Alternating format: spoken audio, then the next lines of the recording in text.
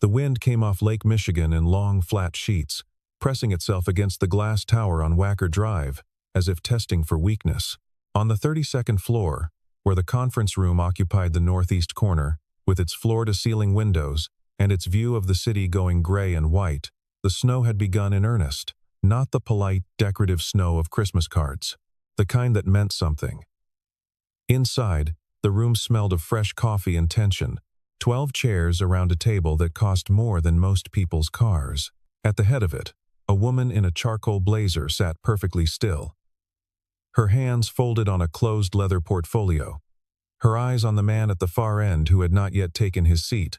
He was wearing a blue Oxford shirt that had been pressed but was losing the argument. His tie was slightly off-center. He looked like someone who had gotten dressed in the dark, because he had. The woman's name was Vivian Hartwell. She was 28 years old, acting CEO of Hartwell Capital Group, and she had been right about everything her entire professional life. She looked at the man, then, very quietly, with the kind of smile that doesn't reach anything above the cheekbones, she said, "Try me again. I dare you." The room went still. Somewhere below, 32 floors down, the city kept moving. Up here, no one breathed. She did not know that he had been awake since 2 in the morning, sitting on the edge of his daughter's bed, listening to the wet, labored sound of a 6-year-old trying to breathe through a fever. She did not know that he had driven 40 minutes through the beginning of this storm, because he had nowhere else to take her. She did not know what he was holding. 10 minutes later, the room was still quiet. But the quality of the silence had changed completely, and Vivian Hartwell, who had never once in her adult life wished she could take something back, sat very still and wished she had not said it. The alarm was set for 5:15. Silas Mercer woke up at 4:43 because the coughing started again. He lay for a moment in the dark, listening. The apartment was a 2-bedroom on the 3rd floor of a building in Logan Square that had good bones and bad radiators. The radiator in the hallway made a sound like someone rolling a marble down metal stairs, which it did every 11 minutes throughout the night. He had stopped hearing it months ago. The coughing, he would never stop hearing. He got up without turning on the light. The floorboards, he knew by heart which ones to skip, which to step close to the wall. He moved down the hallway and opened Nora's door. She was 6 years old and small for it, lost in the middle of a bed with a quilt her grandmother had made before Silas's grandmother had passed. The kind of quilt that had absorbed so many nights it had its own particular smell. Nora's hair was damp. Her forehead, when he pressed the back of his hand to it, was warm but not alarming. Not the 4 a.m. kind of warm that required a decision. He sat on the edge of the bed and rubbed slow circles on her back the way her mother used to, until the coughing eased and her breathing evened out and she slid back under. He stayed until he was sure. Then he went to the kitchen and stood at the counter in the dark and drank water and looked out the window at the alley below where the snow had started. Not heavy yet, just enough to cover the trash bags by the back gate. Enough to soften the edges of things. He had a meeting at 9. Not just a meeting, the meeting. 18 months of contract work for Hartwell Capital Group. 18 months of being the operations analyst nobody thought to put in the room until something broke. And now there was a deal on the table, large enough that the board had called in outside partners, and someone had finally, reluctantly, added his name to the attendee list. He scrambled 2 eggs and made toast and cut an orange into 8 sections the way Nora liked, like a son. "Daddy," and set the plate on the low coffee table near the couch, where she could reach it when she woke. He poured apple juice into a cup with a lid. He left the children's ibuprofen on the counter, with the dosing cup already measured. The kitchen was the part of the apartment he had not changed since moving in. The same fluorescent tube overhead, the same linoleum that was original to the building and had gone from ivory to a tired tan. He had never put anything on the walls in here except a calendar and, at Nora's insistence, a drawing she had made of the 2 of them standing in front of what was either their building or a rocket ship. The scale was ambiguous. He kept both because she kept asking about them when they sat at the table for breakfast. He ironed his shirt over the back of a kitchen chair, which was not the same as ironing it on a board but was what he had. He had learned to keep his clothes in order not meticulously but functionally. There were things you let go when you were doing this alone, and things you did not let go, and the line between them had required months of renegotiation. He had given up on the kind of cooking that required more than 30 minutes. He had not given up on ironing. He made himself 1 cup of coffee, drank it standing at the counter. Then he checked his email. The subject line read, R.E. Wentworth Acquisition, Liability Clause, Revised Attachment. He read it twice. Then, he opened the attachment. For a long moment, he stood at the counter in his undershirt in January, reading the same paragraph over and over. Then he heard Nora coughing again. And he went to her. And he set the contract aside, and he told himself he would deal with it when he got to the office. He told himself it was probably nothing. He had been telling himself things like that for 2 years, and sometimes it was true. Vivian Hartwell had been at her desk since 7. This was not unusual. In the 3 months since her father's first cardiac event, the one the doctors called a warning, and her father called an inconvenience, she had arrived before everyone else and left after them, a habit that had less to do with work ethic than with the particular discomfort of being home alone in the penthouse on Michigan Avenue where she had grown up, which now felt like a room in a museum of her childhood that no one had gotten around to closing. She was not, by any definition that her colleagues would use, a warm person. She knew this. She had decided years ago that warmth was an affect that people deployed when they wanted to be liked more than respected. And she had made her choice. The trade-off had worked out. What she was, in the ways that had mattered for the past 3 months, was thorough. She had read every file that crossed her father's desk in the 2 weeks before his hospitalization. She had restructured 3 ongoing negotiations that had been allowed to drift. She had terminated a relationship with a vendor whose ethical record did not survive scrutiny and replaced them in 11 days, which her COO had called impossible, and which she had therefore not discussed with her COO until after it was done. She moved fast, and she moved clean, and she did not spend time on feelings about things, including her own. Her therapist, whom she had seen 4 times and then stopped seeing, because the therapist had a habit of ending sessions by asking Vivian how she felt about what she had described, and Vivian kept answering fine and meaning it, and eventually this seemed unproductive, for both of them had once told her that she had a sophisticated relationship with control. Vivian had thought this was a polite way of saying something less polite, and had been privately correct about this, and had continued anyway. Her assistant, Derek, knocked at 7:55. "The operations team is confirming the 9 o'clock, he said. And Mercer asked to have 5 minutes before the room fills. She looked up from the document she was annotating. Mercer. Silas Mercer. He's the, I know who he is. She set down her pen. He's the analyst who flagged the Decatur variance last spring. The one nobody listened to until it cost us $400,000 in reconciliation fees. Derek, who had assumed she didn't know who Mercer was, recalibrated his expression. Right. Did he say what the 5 minutes is for? No. He just said it was contract-related. She returned to her document. Tell him I'll see him in the room at 8:50. What she did not tell Derek was that she had already reviewed Mercer's personnel file twice in the past month, not because she had any particular use for him, but because she had a habit, inherited from her father, of knowing the shape of every piece on the board before the game started. What she had found was this. Silas Mercer had joined Hartwell as a contract analyst 4 years ago, coming out of a smaller risk consulting firm in Cincinnati, where he had spent 6 years. He had a master's in applied mathematics from Ohio State. He had a daughter. His wife had died of a cerebral aneurysm 2 years and 4 months ago, at 31 years old, in the middle of a Tuesday afternoon. Vivian had read that and then moved on. She was good at moving on. What she was less good at, though she would never have admitted it to anyone in the building, was distinguishing between a person who was wrong and a person who was inconvenient. Sometimes, in the past month, she had suspected those were not the same category. She had not yet done anything about this suspicion. At 8:47, her phone buzzed. A text from Derek. Mercer is here. He has his daughter with him. Apparently school is closed. Wants to know if that's okay. Vivian stared at the message for a moment. Then she typed, "Conference room. Tell him to keep her quiet." She did not text back that it was okay, because her first thought, and she noted this without examining it, was not irritation.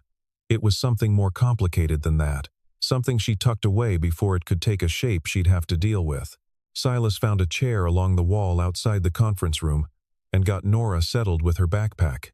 She had her sketchbook and a tin of colored pencils and the small stuffed rabbit she called Gerald, who was gray with one ear slightly more worn than the other from being held by that ear specifically for 4 years. "Stay here," he told her. "Don't bother anyone.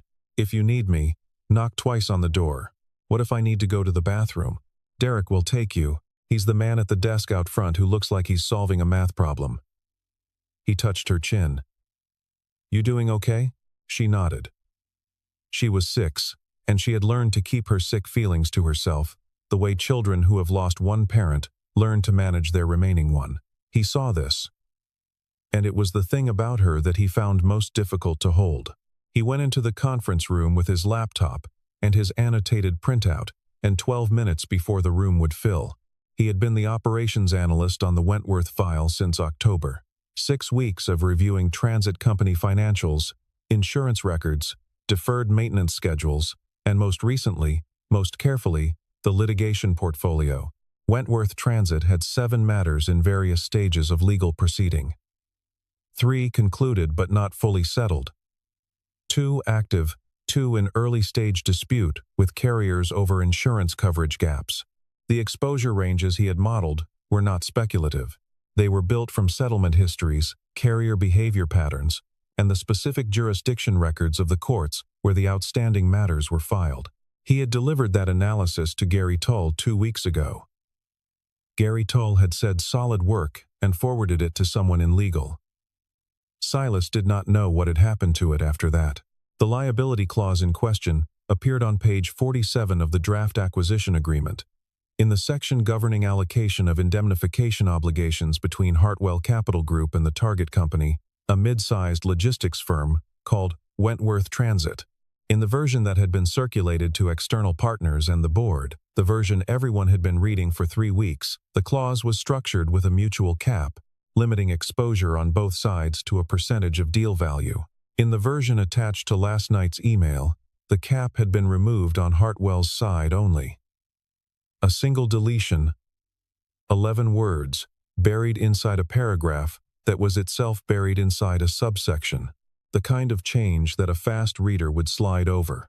The kind of change that, if executed and the deal closed, and something went wrong with Wentworth's outstanding litigation exposure, and Silas had spent 2 weeks reviewing Wentworth's outstanding litigation exposure, which was not small, could leave Hartwell holding a liability of $700 million or more, with no contractual ceiling. He had first noticed the discrepancy at 4:43 in the morning, standing at his kitchen counter. He had confirmed it on the drive-in, parked outside a gas station on Fullerton, using his phone's hotspot and the version control history from the document management system, which showed the clause had been altered at 11:18 the previous evening by a credentialed internal user whose access log he did not have clearance to see. He had sent a flag notification at 5:30. The notification had been opened, marked, acknowledged, and had received no response. He set up his laptop. He arranged his printouts. He checked on Nora through the glass. She was drawing something, head bent. Gerald propped against her backpack, and then he sat with his hands folded on the table and waited for the room to fill. Vivian arrived at the conference room at 8:59, which was 1 minute before the external partners were due, which was the way she operated. She saw Mercer already seated, 3rd chair from the end. She took the head of the table without looking at him, opened her portfolio, and addressed the room generally as it filled the 2 attorneys from outside counsel, the CFO, the head of strategy, 2 representatives from the acquiring side investment bank. The room was the kind of room that had been designed to communicate something specific. The 20-foot table, the low-profile chairs in charcoal leather, the art on the walls that cost more than the furniture, and had been selected by someone who understood that the art in a place like this was not for looking at, but for being the kind of art that was in a place like this. The view through the windows, the city going gray and white, the snow coming harder now, was doing the same thing, telling a story about power without using words. Silas did not appear moved by any of it. He had his laptop open and his printout in front of him, and a cup of coffee he'd poured from the sideboard, and he looked like someone who had come to do a thing and intended to do it. When the partners were seated, she said, "Before we begin, I understand there was a flag on the contract documentation overnight." There was a brief silence. Silas said, "Yes.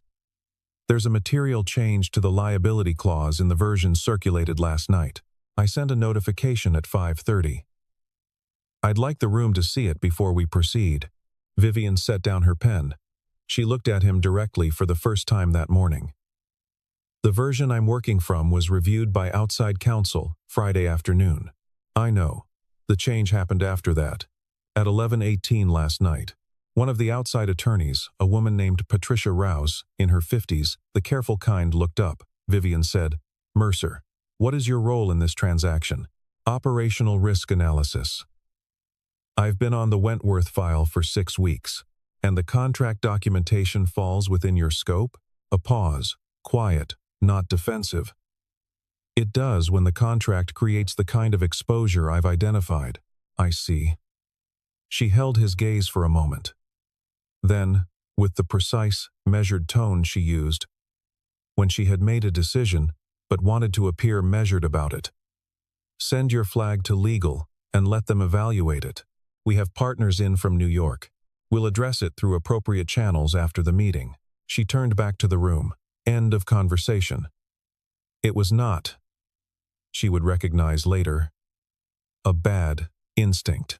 In the ordinary case, a junior analyst overstepping, a procedural concern dressed up as urgency that handling would have been correct.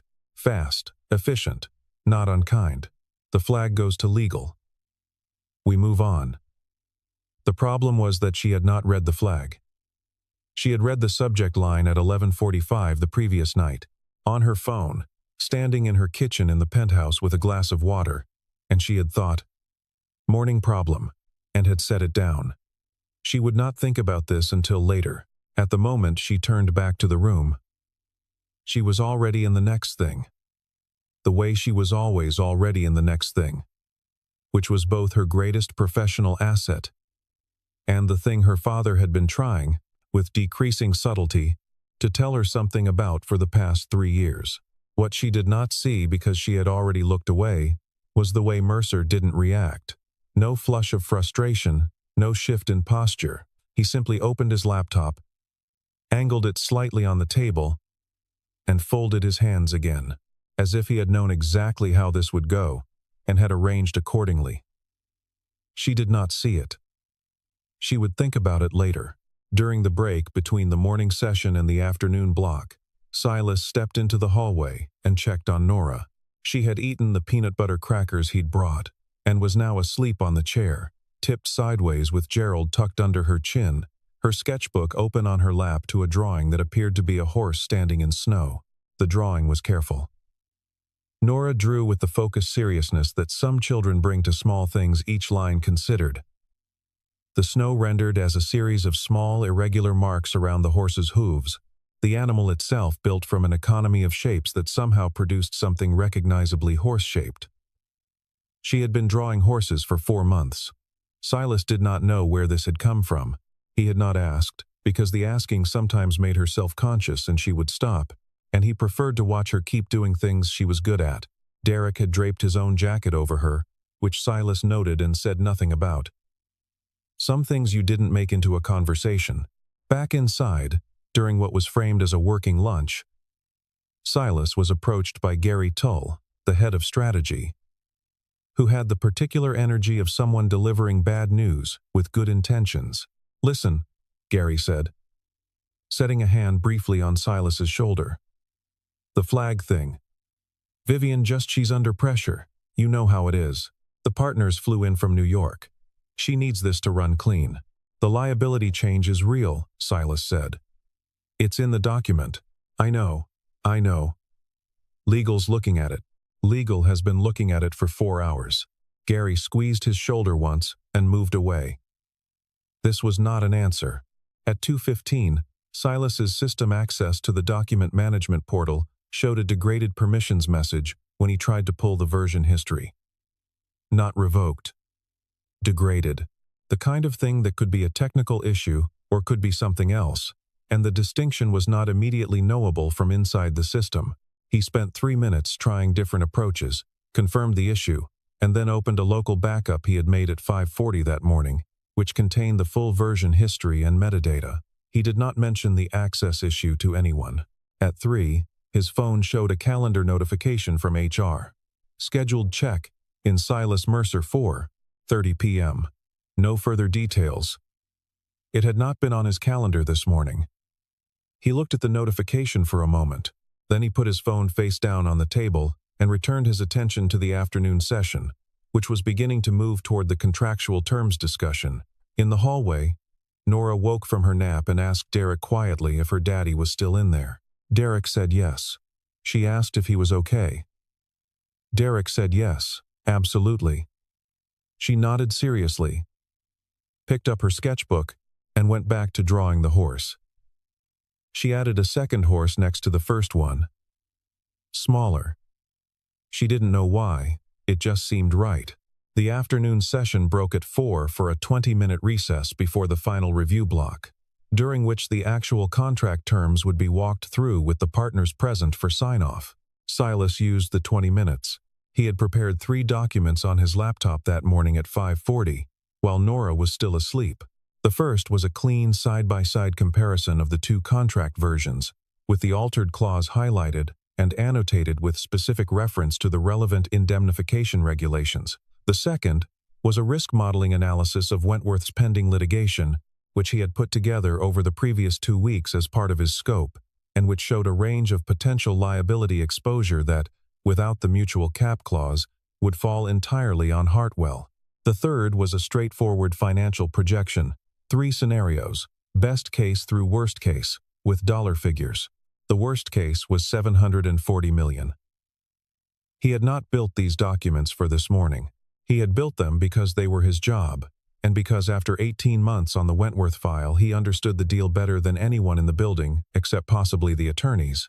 And he had a habit inherited from a father who had driven a long-haul truck for 30 years and checked the tires before every run, even when nothing was wrong of preparing for outcomes that people preferred not to think about. He was not, in any romantic sense, a crusader. He did not think of himself as the person who would save the deal, or expose the error, or vindicate himself in front of a room full of people who had underestimated him. He was aware that the story, told from the outside, had those narrative contours. He simply did not experience it that way from the inside. From the inside it was this. A document had been altered in a way that would cost the company a catastrophic amount of money if it went unaddressed. And he had the training and the data to address it, and so that was what he was doing. The fact that the people who might have stopped him were the same people whose respect he would have liked to have had, at some earlier point in his career, was a thing he had already processed and set aside. He organized the files in the order he would use them. Then he went to the hallway and sat on the chair next to Nora, who was awake and listing slightly against the wall. "How's your throat?" he asked. "Scratchy," she said, "but not the bad kind. Okay." He felt her forehead. "Warm, but the same warm as this morning. I need you to wait a little longer. 1 more session, then we go." "Is it going okay?" she asked. She wasn't looking at him. She was looking at her drawing. He looked at her profile, 6 years old, and asking him that, in that particular careful way that children develop when they've had to learn that the adults around them can be fragile. "Yeah," he said. "It's going okay." He stood up. 1 more hour. She nodded. She found the orange-colored pencil and began shading the smaller horse. The final session reconvened with all principals present. The 2 New York partners, senior men, the kind who wore their authority quietly and arrived at meetings having already decided most things had not left the building. This was notable. It meant the deal was real, and the deadline was real, and everything in the room carried actual consequence. Vivian controlled the first 40 minutes cleanly. She walked the table through the deal structure, the valuation methodology, the integration timeline. She was precise and prepared, and did not consult her notes. She had the room. It was, Silas thought watching her, a genuinely impressive performance. Not in the sense of theater, in the sense of mastery. She had internalized an enormous amount of complex information, and was delivering it with the kind of fluency that comes from understanding rather than memorization. He had spent 18 months in this company's orbit, and had learned enough of its internal dynamics to know that Vivian Hartwell had come into this role suddenly, under the worst kind of pressure, and had not flinched. Whatever he thought about this morning, whatever she had done in that room, she was not a person who coasted. He noted this the way he noted most things. Completely. Without editorial. Silas sat at the far end of the table. He had not spoken since the morning. His laptop was open and angled in a specific way on the table surface, something no one had paid attention to. The senior partner from the New York side, a man named Owen Graft, who had the gray at his temples and the stillness of someone who had seen more deals fail than succeed and had learned to tell the difference early, spoke for the first time in an hour. "Let's get into Section 14, he said. Indemnification and liability allocation. That's where we need clarity before we move toward execution. The room shifted slightly. This was the section. Everyone who knew what Silas had flagged that morning understood, on some level, that this was the moment. Vivian opened her copy of the contract. Section 14. Page 47.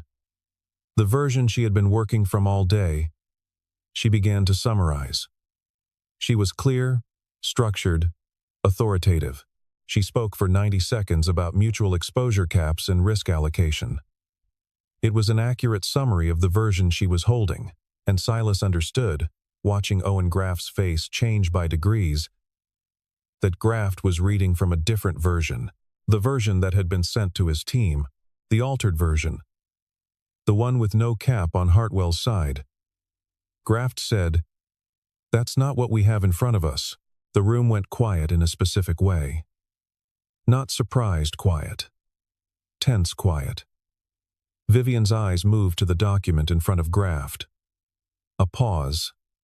Brief, but visible. "There may be a versioning issue in distribution," she said. "We should reconcile. Which clause is operative?" Graft said. He was not hostile. He was the exact opposite of hostile.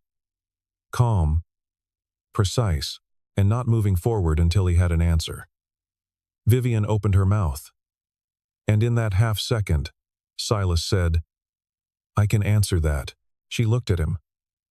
"I can show you both versions, the change log and the risk analysis on the altered clause," he said. "It'll take about 8 minutes." What came next was the moment that would clarify everything. Vivian held his gaze across the length of the table. The room was very still. The snow was pressing against the glass, and she said, quietly, with the smile that didn't reach above the cheekbones, "Try me again. I dare you." The silence after those words lasted approximately 4 seconds. Silas did not flush. He did not look at anyone else in the room. He looked at Vivian Hartwell, with an expression that was simply attentive, as if she had said something genuinely interesting, and he was considering his response. There are different kinds of silence in a boardroom. There is the silence of deference, when someone important has spoken and the room is waiting to agree. There is the silence of confusion, when no one is sure what to say. There is the silence of discomfort, which is the most common and the least interesting. What filled the room in the 4 seconds after Vivian's challenge was none of those.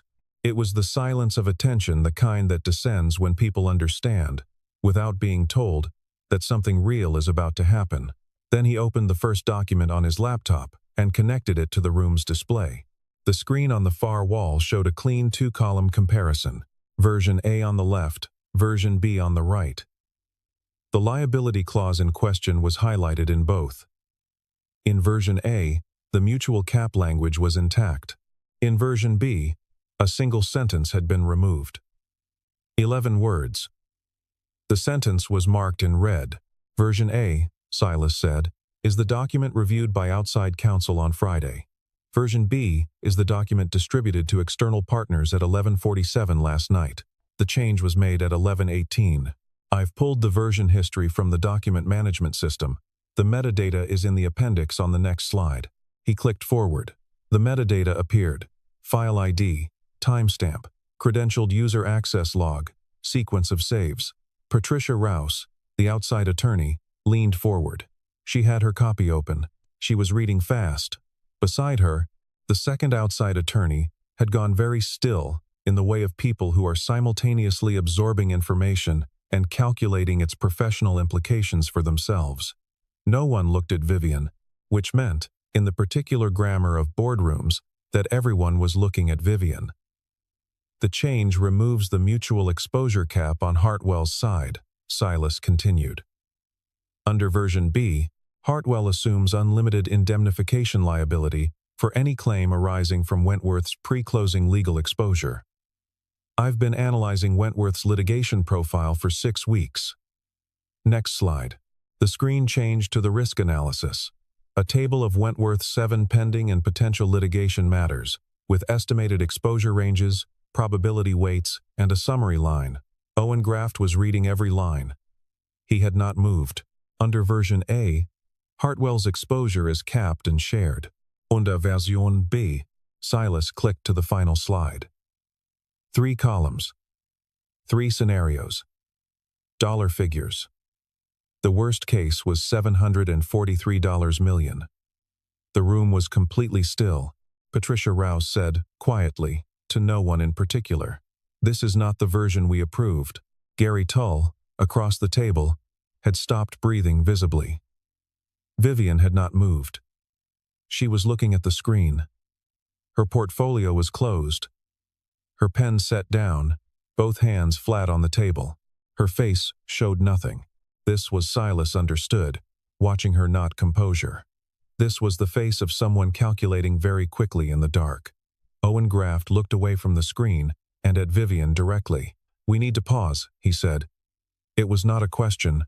Before Vivian could respond, the door at the far end of the conference room opened. A man stepped in who had not been in the building since before lunch. 70 years old, broad through the shoulders, with the same pale eyes as his daughter. He was using a cane, which he did not appear to need in any fundamental way, but which he was using because his cardiologist had told him to take it easy, and this was his compromise. His name was Charles Hartwell. He was the chairman of the board, technically on medical leave, and he had been called 40 minutes ago by Patricia Rouse, who had his number because she had been outside counsel for Hartwell Capital Group for 16 years. He looked at the screen. He looked at the table. He looked at Vivian. "Stop the meeting," he said, not loudly. The partners from New York were escorted to a smaller conference room on the 31st floor with coffee and an apology, and the understanding handled by Charles Hartwell personally, in a brief conversation that lasted 4 minutes and was conducted with the practiced efficiency of a man who had been managing crises since before Owen Graft had passed the bar, that the deal was paused, not dead, and would reconvene when the documentation had been reviewed and verified. Owen Graft, on his way out, had paused at the door of the main conference room and looked back at Silas. He didn't say anything. He simply looked, for 2 seconds, in the way of a man who was filing something for later. Then he left. In the 32nd floor conference room, the cleanup was quiet and thorough and deeply uncomfortable for everyone present. Patricia Rouse spent 20 minutes with the document management system and the IT security director, who was reached by phone. The access log for the 11:18 edit took 11 of those 20 minutes to isolate. It was not Silas's credentials. It was not Gary Tull's. The name attached to the edit was a contractor whose building access had been revoked 6 weeks earlier following the conclusion of a competing acquisition the firm had declined, whose access credentials, it turned out, had not been deactivated in the document management system. An oversight. The word oversight was used 4 times in the next 40 minutes. Each time it was used, it carried a slightly different weight. The first time it was procedural. The second time, it was apologetic. The third time, it was beginning to sound like something that would need to be documented. By the 4th time, no one said anything after it. Silas sat at the end of the conference table with his laptop closed. He had said nothing since Charles Hartwell had entered the room. He had answered 2 questions from Patricia Rouse, factual questions. Answered with the same quietness with which he had answered everything today. And then he had folded his hands and waited. He was very tired. He had been awake for 14 hours, 11 of which had contained this specific wait. Gary Tull had left the room during the IT call and had not come back. This was noted by everyone and commented on by no one. At 5:50, the door opened and Nora came in. She was wearing her coat, which she had put on herself, and she was holding Gerald by the ear. She looked around the room with the careful, evaluating look that children develop when they understand they are in adult spaces. "Daddy," she said. "I'm hungry." He looked at her. "Okay," he said. "We're leaving." There were still several people in the room. Charles Hartwell, Patricia Rouse, Gary Tull, who had found something absorbing to look at on the far wall, and Vivian, standing near the window with her portfolio in her arms, watching. Silas closed his laptop, put it in his bag, and stood. He looked once at his daughter. She had found his hand, and then across the room at no one in particular. "Good night," he said. He walked them out. The conference room door closed behind him with its soft, expensive click. The room was very quiet. Charles Hartwell turned and looked at his daughter for a long time, without saying anything. She held his gaze for a moment, then looked at the floor. Not in shame, exactly. In the particular posture of someone doing a precise accounting of something they would rather not have to count. He said, "Fix it." Then he left. The parking garage on the building's second sublevel was mostly empty at 6 in the evening. The ceiling was low, and the fluorescent lights gave everything a yellowish, functional quality, and the sound of the ventilation system made the silence feel occupied. Silas had Nora in her coat, and he was crouching to zip it when he heard footsteps. He straightened. Vivian Hartwell was in her coat, which was camel wool and reached her knees, and she had her scarf in her hands but hadn't put it on. She stopped a few feet away. She was not, in this light, the version of herself that the 32nd floor produced. She looked younger. The controlled precision of the boardroom was still there, underneath, but it was not all that was there. Nora looked up at her with the direct, uncomplicated assessment of children. "You have nice shoes," Nora said. Vivian looked down. "Thank you." She paused. "I like your rabbit. His name is Gerald." "Hi, Gerald." She said it without inflection, but she said it. Silas waited. Vivian looked at him. She had rehearsed something on the elevator down. She was aware of this. Aware that she had actually rehearsed, which was new, which said something she didn't want to examine yet, and standing here in the parking garage with the fluorescent light and the 6-year-old and the rabbit named Gerald, the rehearsed version felt like exactly the wrong thing. "The contractor's credentials," she said. "The ones that weren't deactivated. That's an internal process failure. It happened on my watch, which means the accountability is mine." "Okay," Silas said. "I dismissed what you flagged this morning because I was managing the room, and you were." She stopped. Started again. "I read your flag as an inconvenience." That was wrong. He was listening to her the way he had been listening all day. Completely. Without filling the space, she left.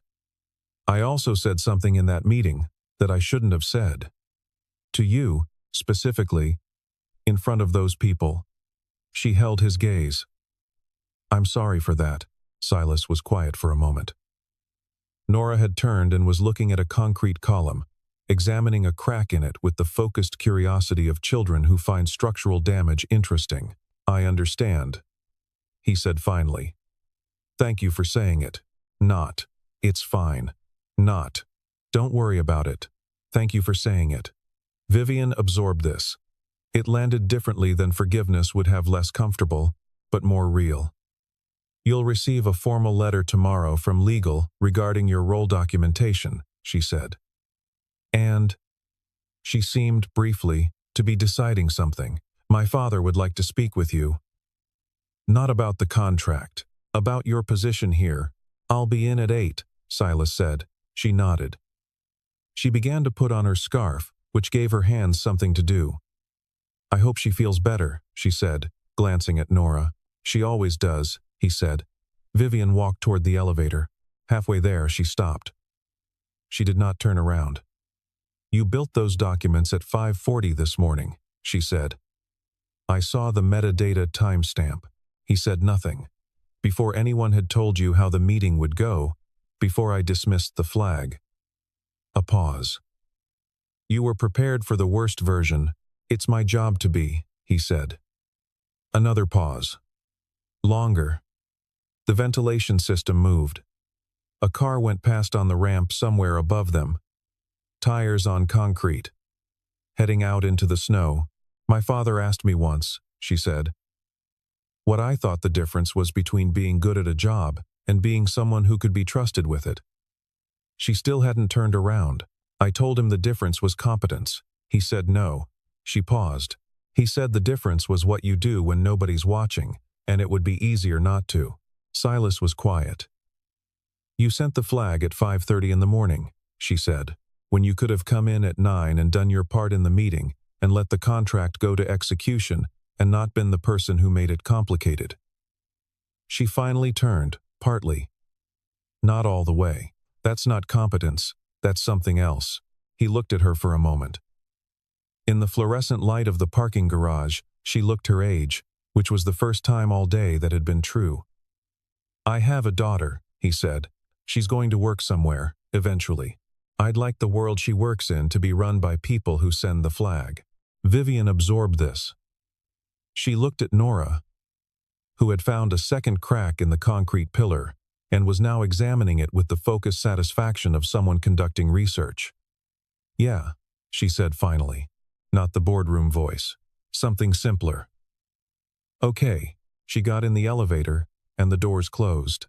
They took the stairs up to street level because Nora had decided she wanted to count them, and there were 31, and she announced this at the top with the satisfaction of someone who has completed a small but important task. The snow was serious now. The city was all white edges and muffled sound. And the traffic on Wacker had slowed to the careful crawl of people who had made their peace with being late.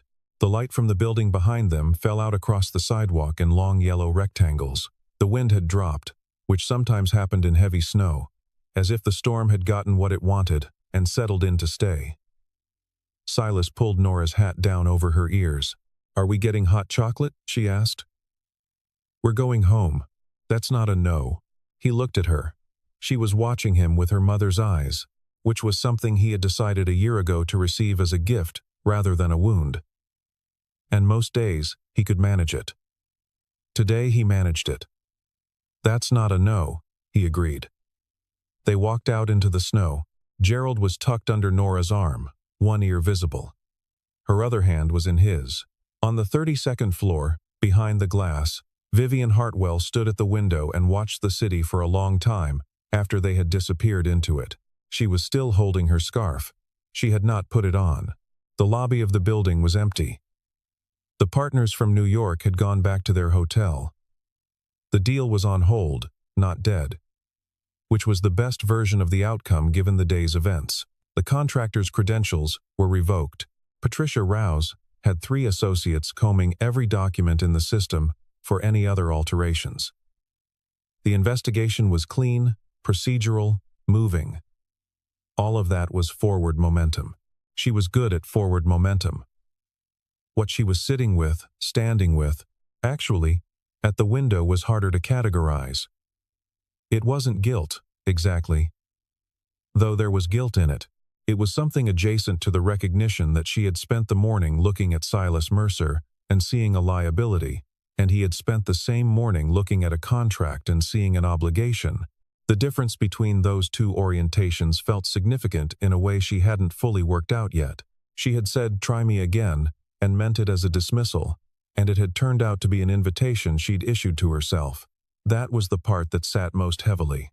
Not that she'd been wrong, she had been wrong many times in smaller ways and metabolized it quickly, but that she had been wrong in that particular direction, in front of those particular people, about that particular man. The one who had been awake since 2 in the morning. The one with the daughter who asked if he was okay and drew horses in the snow. She pressed her palm flat against the glass. The cold came through immediately. Her father had said fix it the way he said fix it when something was genuinely broken, not when something was merely inconvenient. In 30 years of watching him run the firm, she had learned to distinguish between the two. She intended to fix it. That part she was clear on. What she was less clear on, and this was new, this specific quality of uncertainty was what fixing it would require of her beyond the formal and the procedural, the letter, the position review, the restructured oversight. Those were fixable in the ordinary sense. What Silas Mercer had said to her in the parking garage was not something that could be addressed with a letter. Thank you for saying it. Not. It's fine. The distinction was small and enormous at the same time. Her phone buzzed. Her father, call me when you're home, not tonight. Not immediately. When you're home. She looked out at the snow. 31 stairs. A rabbit named Gerald. A child asking her father if he was okay. She put on her scarf and picked up her bag and went to the elevator. The building was very quiet, in the way buildings go quiet when everyone has finally left. The kind of quiet that holds the shape of the day after the day is done. She pressed the button for the lobby. The doors closed. The deal would move forward in 2 weeks, with the corrected documentation and a restructured oversight protocol and a new line item in the internal audit process specifically addressing credentialed access termination. Silas Mercer would be in the room, not at the end of the table. There would be a conversation between the two of them that was not about the contract and not in a conference room, and it would be more difficult than anything that had happened today, in the particular way that honest conversations between proud people always are. Neither of them would handle it perfectly. Both of them would handle it better than the day they'd had. That was, he had come to understand over the past 2 years, what growth mostly looked like. Not transformation, but increment. Not the dramatic version. The quiet one, repeated. These things had not happened yet, but they were already, quietly, in motion. Outside, the snow kept falling on the city, on the river, on the bridges, on the long straight lines of the avenues going north and south. It fell on a parking garage on the second sublevel, where the fluorescent lights were still on, and the ventilation system still breathed. It fell on a man and a small girl walking west through it, toward a car, toward a radiator that knocked every 11 minutes, toward a quilt that smelled of accumulated nights. It fell on everything equally. It always did. That was the thing about snow that Silas had always found quietly reassuring. Not comforting,